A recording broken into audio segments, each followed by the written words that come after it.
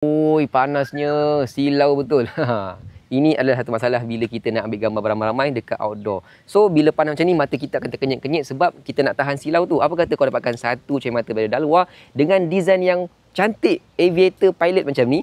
Bila kita pakai je, auto kacak, auto handsome dan juga auto cantik untuk orang perempuan. Dia punya lens ni ada dua jenis. Yang pertama, lens warna hitam berserta dengan bingkai warna hitam, ataupun yang macam ni, lens fotokromik dengan bingkai berwarna kelabu begini. Fotokromik ni dia akan berubah daripada cerah menjadi gelap bila terdedah dengan sinar matahari ataupun UV yang tinggi. Macam sekarang ni, saya dekat outdoor.